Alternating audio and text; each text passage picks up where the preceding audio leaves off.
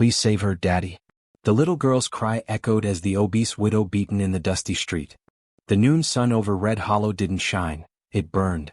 The air shimmered above the dry ground, and every step on that hard-packed street sent up tiny clouds of grit that clung to sweat and shame alike. A heavy-set woman stumbled across that street, clutching her shawl to her chest. Martha Cole, a widow known to everyone and pitied by no one, fell hard to her knees, the sharp stones biting through her skirt. Her hair, streaked with silver, fell loose from its pins, and a cut on her cheek leaked crimson into the dust. Around her, the men laughed. "Come on, Widow Cole. Pay the sheriff like everyone else does." The jeering crowd stood in a loose circle. Even the women who pitied her didn't dare move. The only sound louder than the wind was the whip cracking through the air. Sheriff Hanks stood tall in the center of the road, a broad man with a belly full of whiskey and a temper meaner than a rattler. He snapped the whip again, the sound echoing off the saloon walls. "I told you, woman, Red Hollow ain't a place for freeloaders. You don't pay the town's dues, you don't stay." Martha looked up, her eyes burning not from tears but from pride. Her voice trembled, but her words did not. "My husband died paying taxes and tithes in this town, Sheriff. I've got no more to give but my work, and my word." The sheriff sneered. "Your husband's 6 feet under, and your word don't buy bread." He raised the whip again. The crowd parted slightly, not out of mercy but to get a better view. The sound cracked through the air, slicing the silence. The lash caught Martha across her back. She gasped, staggering forward into the dirt. And then, a sound cut through the tension. It was small, desperate, the cry of a little girl. "Please, save her, Daddy." The sheriff froze mid-motion. Heads turned toward the sound. From behind a wagon, a little girl of about 6 peeked out, pale, barefoot, tears streaking her dust-covered cheeks. Her voice trembled as she cried again, "Daddy, please." The man beside her straightened, stepping into the sun.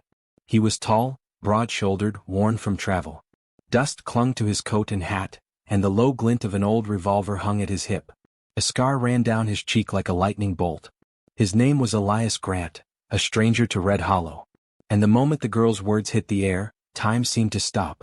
Elias's eyes flicked from the girl, not his daughter, to the woman in the dirt. Her face was swollen, her breath ragged, but she didn't beg. She simply pushed herself up on her knees and spat blood into the dust. Something inside Elias shifted, something buried deep. He'd come here only for supplies, intending to leave before sunset. But that small voice, trembling with a word he hadn't heard in years, "Daddy," hit a part of his soul he thought long dead. He started walking. The sheriff lowered his whip slightly, glaring at the stranger's approach.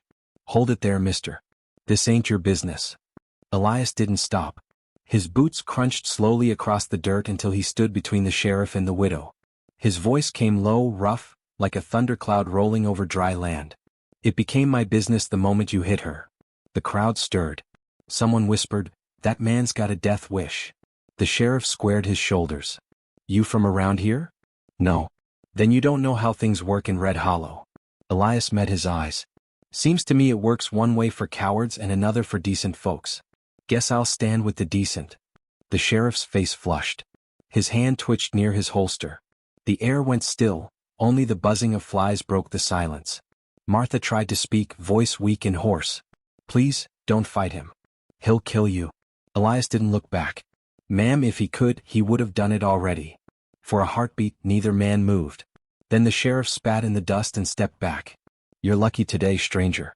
Red Hollow's got no jail cells for heroes." He gestured to his men, and they slunk away toward the saloon. The crowd scattered, pretending not to have seen anything at all. Elias turned at last to Martha. Her hands shook as she tried to stand.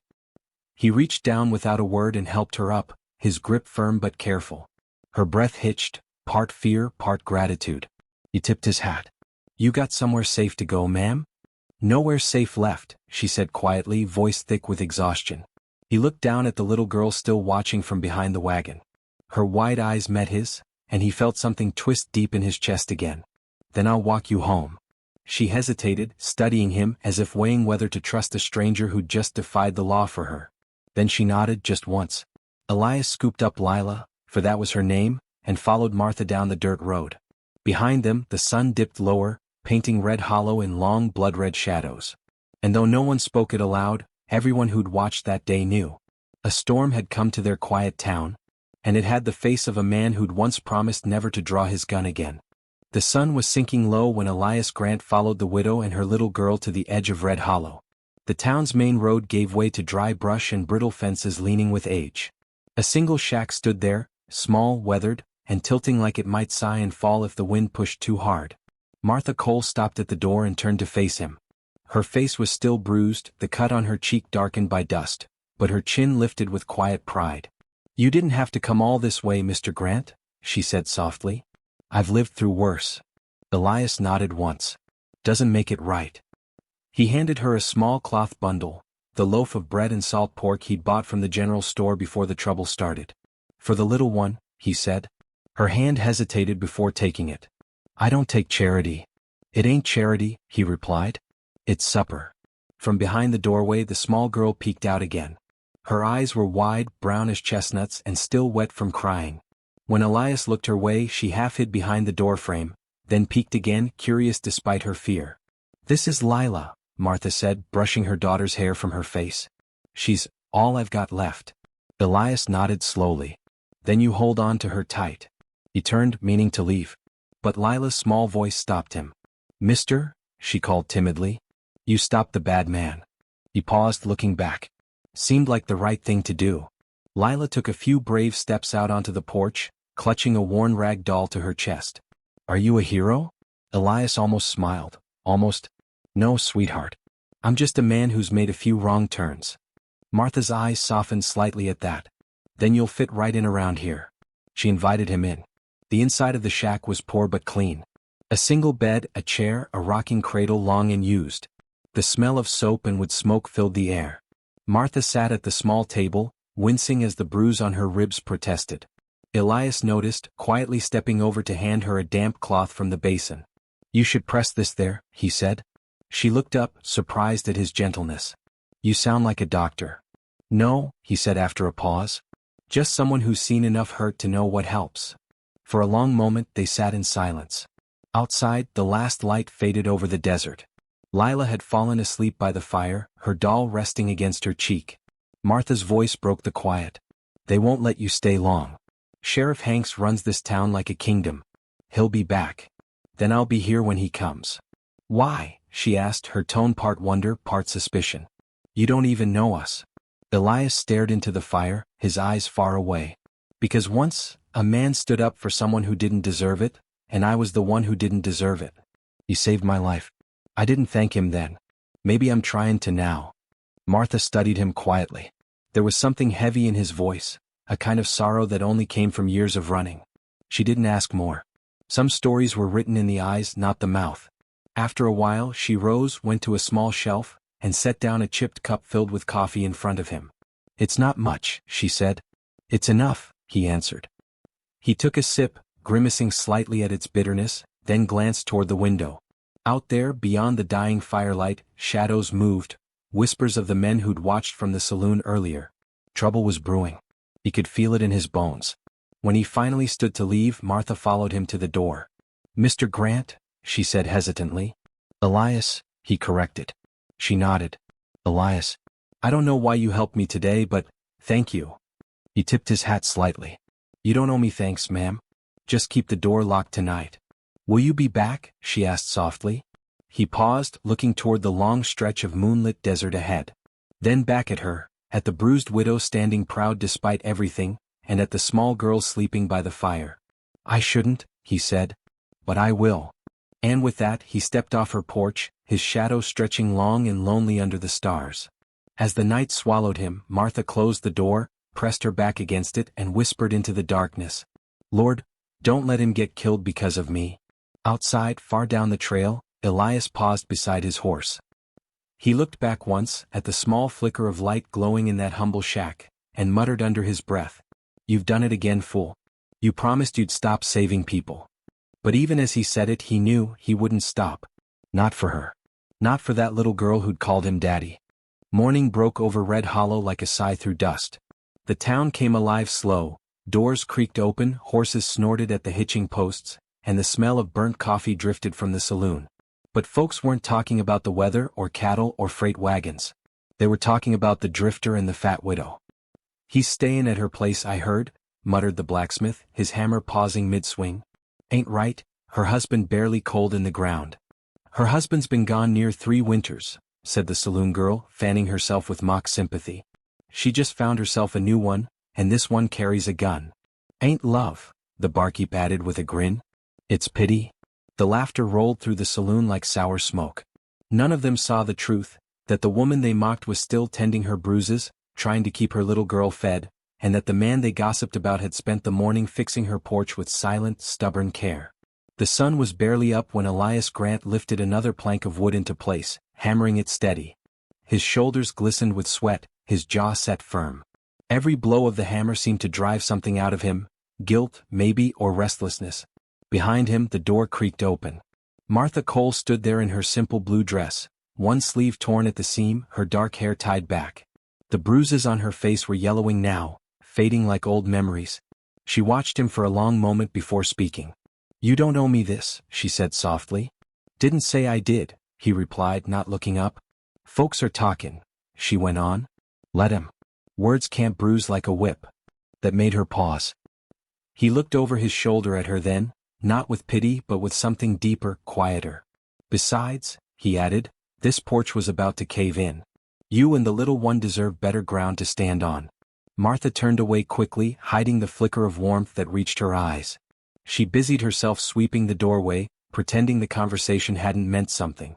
Inside the house, Lila played with her rag doll, humming softly. She looked up when Elias ducked his head inside.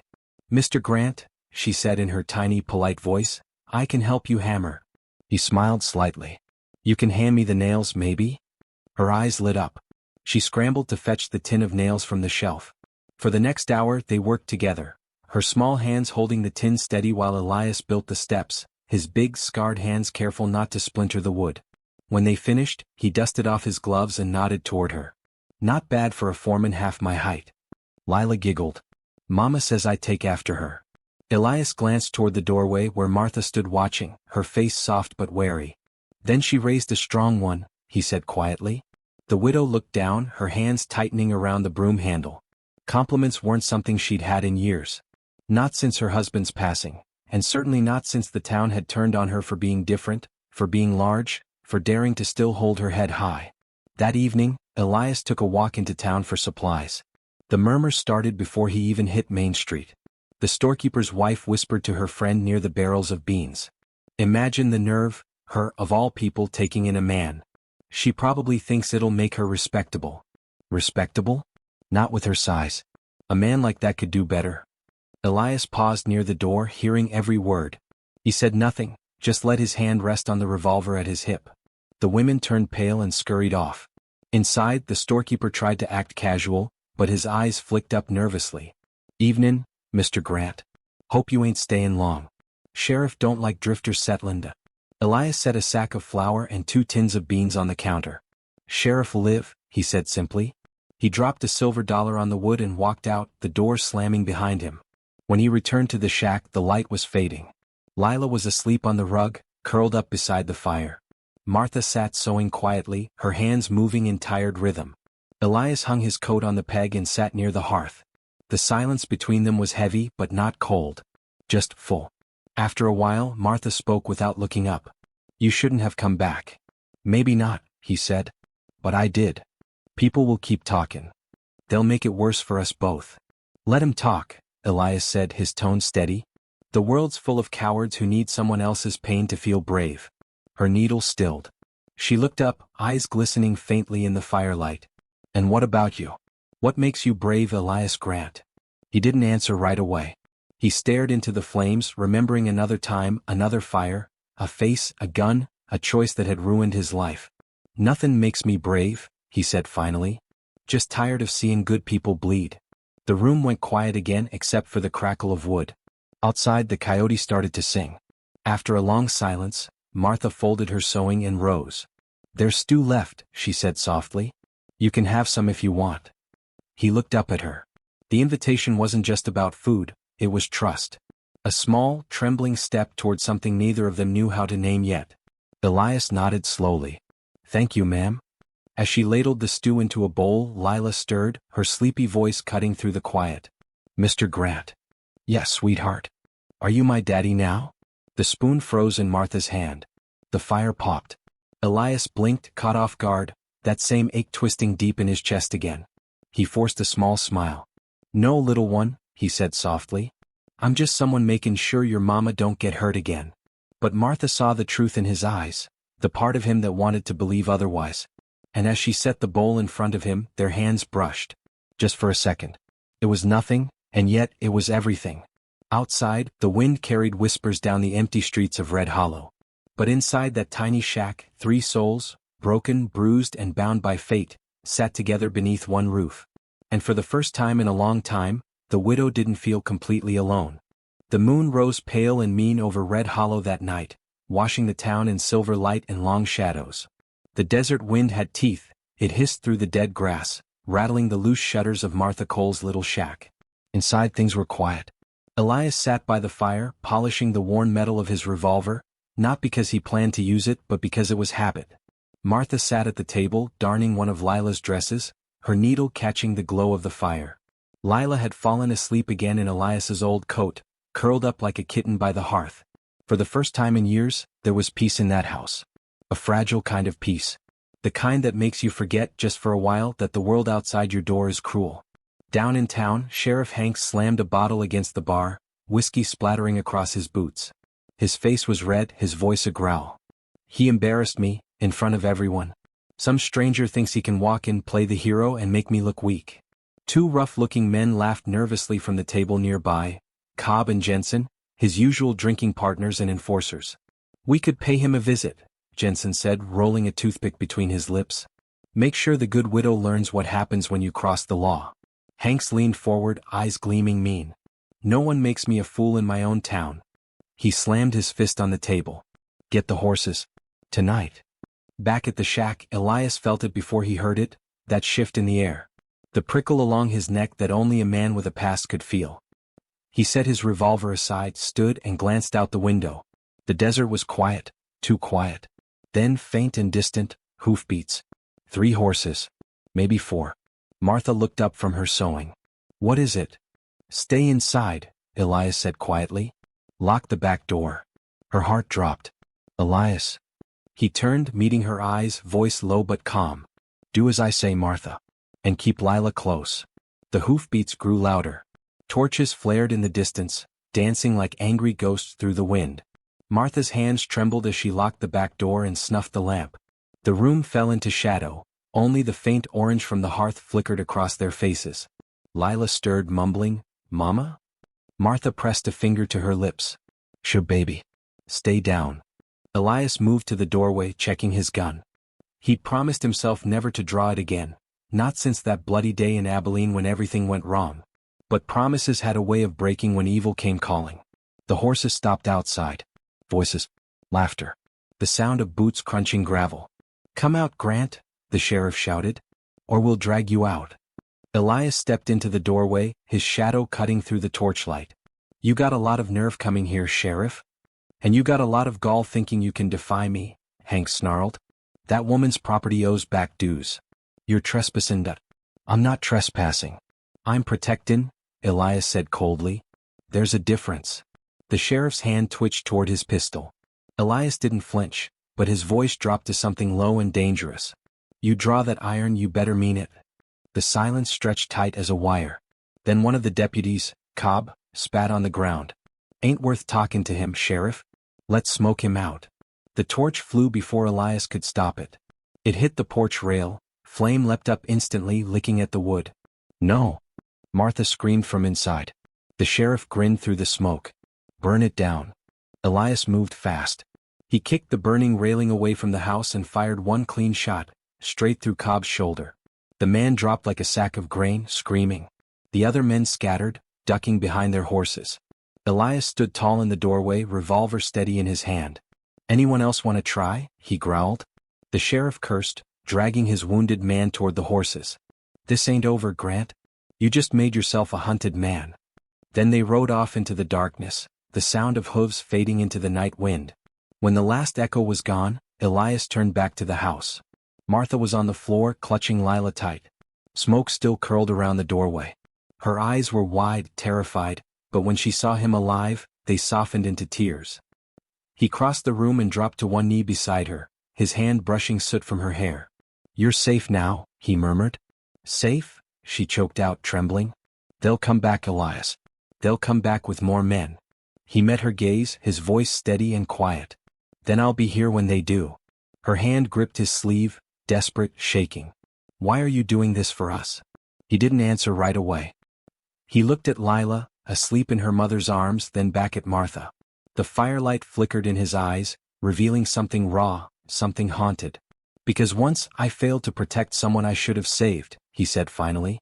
"And I swore I'd never make that mistake again." Martha's breath hitched. She touched his hand just barely. "You'll die for us if you stay." Elias looked at her, and for the first time, a faint, tired smile touched his lips. "Maybe. But if I ride away now, I die anyway." The wind howled outside, carrying embers into the desert night. Inside, the three of them huddled close as the fire crackled low.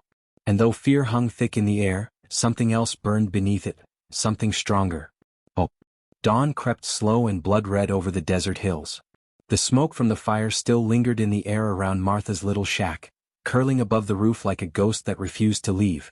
Inside, Elias Grant sat at the table, silent, his revolver laid beside a cooling cup of coffee. He hadn't slept. He'd kept watch all night, every creak of the floorboards, every coyote's cry in the distance setting his nerves tight as wire. Across from him, Martha Cole sat with her hands clasped in front of her, staring at the fading bruises on her arms. The light caught the side of her face, soft now, but marked by everything the town had done to her. She finally broke the silence. "You didn't have to stay," she whispered. "You could have gone when it got quiet." Elias's eyes stayed on the horizon through the window. "Quiet don't mean safe, ma'am. Learned that the hard way." "You call me Martha," she said gently. "Not ma'am. Makes me feel old." A ghost of a smile crossed his face. "All right, Martha then." He said her name like it meant something, like it steadied him. For a few days the town held its breath. No one came by. No deputies. No sheriff. Just whispers and watchful eyes when Elias went into town for supplies. But something changed that week. When Martha went to the well on Thursday morning, she found a poster nailed to the wooden post. The paper flapped in the wind, yellow, creased but clear enough to read. Wanted, Elias Grant. Former lawman turned outlaw. Accused of defying federal order and harboring criminals. Reward, $1,000 dead or alive. Her heart stopped. The bucket fell from her hands, water splashing over her shoes. She tore the poster from the wood, staring at it, disbelief and fear tangling inside her. The face staring back at her was younger, the same scar, the same eyes, but harder, colder. By the time Elias returned from the livery, she was waiting on the porch, the poster clenched in her trembling hands. "You lied to me." He froze mid-step. "Martha." "You lied," she shouted, her voice cracking. "You said you came here by chance, that you were just a traveler. You never said you were running from the law." He stepped closer, his voice low. "I didn't lie. I left that life behind years ago." "Then why are they still hunting you?" she demanded. "What did you do, Elias?" He took the paper from her hands gently, his eyes dark. "I did my job," he said finally. "Until one day the job wasn't right anymore." He looked off toward the hills as if watching ghosts ride by. "They told me to hang a man I knew was innocent. A farmer with a family. Said the evidence didn't matter. Orders were orders."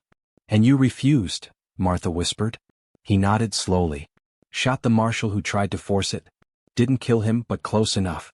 After that they called me traitor. I've been riding ever since." She swallowed hard, staring at him. "You could have told me." "Would you have let me stay?" he asked quietly. Her silence answered for her. That night the air turned heavy again. They spoke little. Lila sensed the tension. She played with her doll in the corner, her little voice breaking the stillness. "Mama, why are you sad?" Martha forced a smile. "Mama's just tired, baby." But her eyes never left Elias. He sat on the porch in the dark, smoking a cigarette down to the filter. The sound of the wind through the sagebrush reminded him of old campfires, men laughing before they went to die. He thought of Martha's eyes, the way they'd softened when she said his name, and the way they'd turned sharp again today. He'd known this peace couldn't last. Men like him didn't get to keep good things. The next morning trouble came again. Elias was chopping wood out back when he saw movement on the ridge, 3 riders, slow and deliberate, the sun glinting off their rifles. Bounty hunters. He dropped the axe and ran inside. "Martha, get Lila. Now." Her face went pale. "Oh dear God." He grabbed his revolver and checked the chamber. "They'll be here in minutes." Out the back through the arroyo.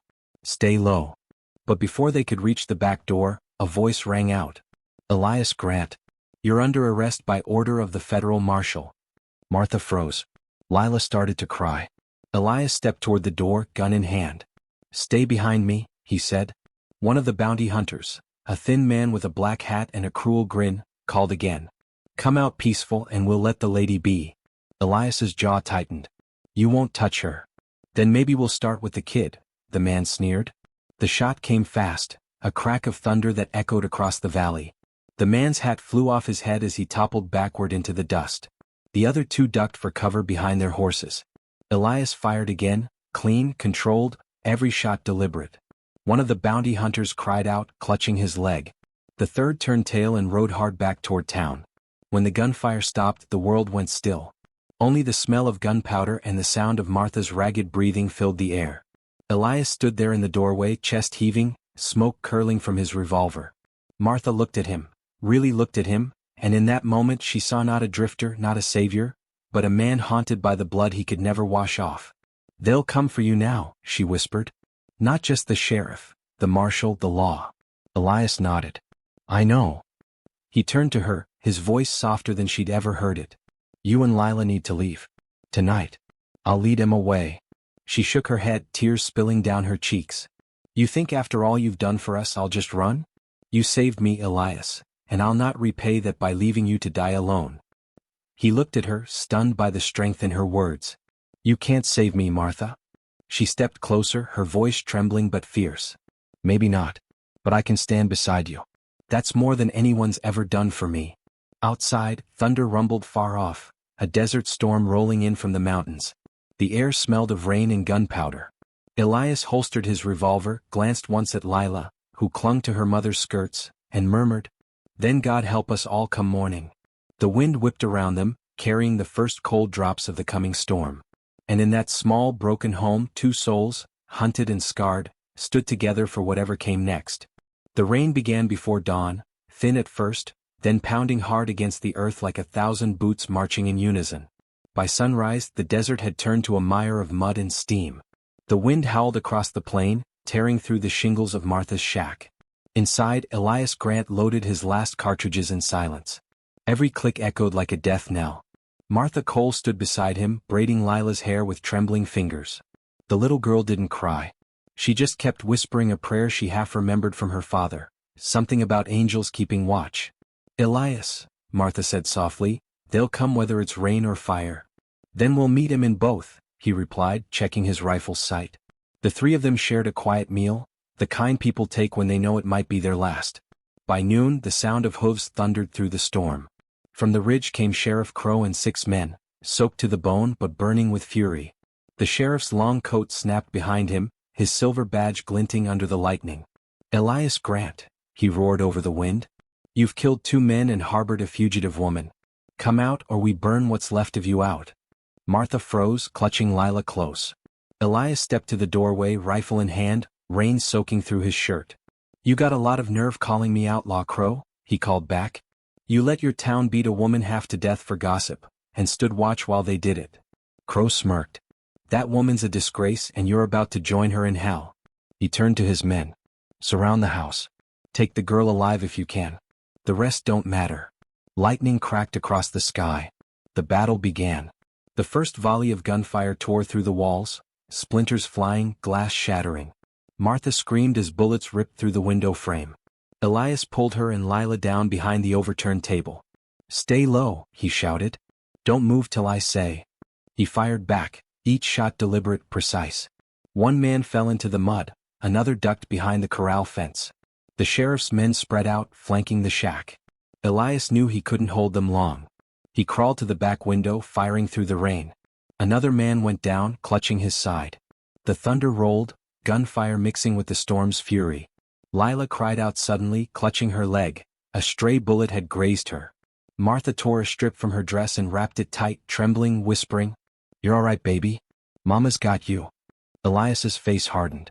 Something broke inside him then, a cold fire that burned through all the fear and guilt. He kicked open the front door and stepped into the storm. Rain lashed against his face as he walked toward the gunfire, rifle steady. "Crow," he bellowed. "You want me? Here I am." The sheriff turned, grinning through the downpour. "Should have kept right in, Grant. Should have stayed decent," Elias shot back. They fired at the same time. Elias felt the burn across his ribs as Crow's bullet grazed him. His own shot caught the sheriff's shoulder, spinning him back with a cry. The others hesitated, long enough for Elias to dive behind the trough and fire again. The rain turned the street to red mud, gunpowder smoke hanging thick. One by one, Crow's men fell or fled. When the smoke cleared, only the sheriff remained, staggering, wounded, eyes wild with rage. He dropped his empty gun and drew his knife. "You think you're some hero? You're filth, same as the rest." Elias rose to meet him. The two men circled in the rain, mud clinging to their boots. Crow lunged first, a flash of steel. Elias caught his arm, the two of them crashing into the mud. They fought like animals, fists, elbows, blood mixing with the rain. Crow slammed Elias's head against the ground once, twice. Elias's vision blurred. Then his hand found a rock. He swung hard. The sheriff's knife fell from his hand. Elias stood over him, chest heaving, rain pouring down his face like tears he'd never shed. Crow looked up, spitting blood. "Go on, lawman. Do it." Elias stared at him, and then threw the rock aside. "You're not worth the sin." He turned his back. Crow reached for his gun. A single gunshot cracked through the storm, and the sheriff fell back into the mud, lifeless. Smoke curled from the rifle in Martha's shaking hands. Her eyes were wide, her whole body trembling. "He was going to kill you," she whispered. Elias walked to her, gently lowering the rifle. "He can't hurt anyone now." The rain slowed. The storm drifted east, leaving the world quiet and broken. Elias looked around, 6 bodies in the mud, 1 badge lying face down. He knew what this meant. The law wouldn't rest. There'd be more coming, federal men this time. He turned to Martha, his voice low. "You and Lila have to go. Tonight. There's a wagon at the North Ridge, take it. Ride till you reach Red Hollow. Tell him nothing." Martha shook her head, tears streaking her face. "Not without you. If I stay with you they'll hunt you forever. But if I lead him off, maybe you'll get a chance."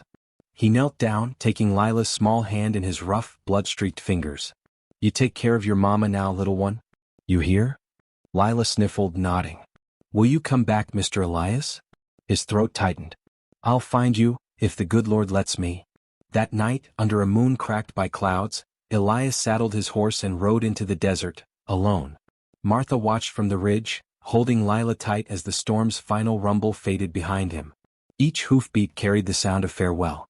The man who had once been outlaw, savior, and sinner rode into the darkness. Not to escape his past, but to bury it once and for all. The desert was silent after the storm. The air was heavy with the scent of rain and gunpowder, the land washed clean yet haunted by what had happened. Elias Grant rode alone across the flats, his horse's hooves splashing through puddles that reflected the dawn. He was bleeding again, the wound in his ribs had reopened, but he kept going, jaw tight, eyes fixed on the horizon. Behind him, the smoke from Martha's little shack drifted faint and gray in the distance. Ahead lay the wild, and the men he knew would come for him. He didn't care. All that mattered was that Martha and Lila were safe for now. He reached a canyon by dusk, the kind of place only outlaws and ghosts dared cross. There, he dismounted and made camp under a jagged bluff. He tore a strip from his shirt, pressed it to his wound and stared into the fire. Every crack of the flame brought memories, the girl's cry in the street, the widow's trembling hands, the way her voice had steadied when she said, "I'll stand beside you." He smiled faintly through the pain. He'd ridden many miles in his life, but this was the first time he'd ever felt like he'd done something right. By morning the riders came. 6 of them, federal marshals, faces grim, badges glinting like ice. Elias rose slowly, holstering his revolver but not drawing it. The leader, a young marshal with a clean face and cold eyes, spoke first. "Elias Grant, you're wanted for murder and desertion. Drop your weapon." Elias looked up at the sky, streaked pink and gold.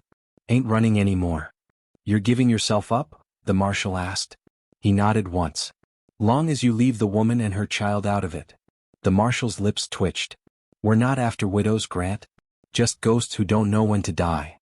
Elias stepped forward, rain-soaked coat dragging at his boots. He laid his revolver in the mud.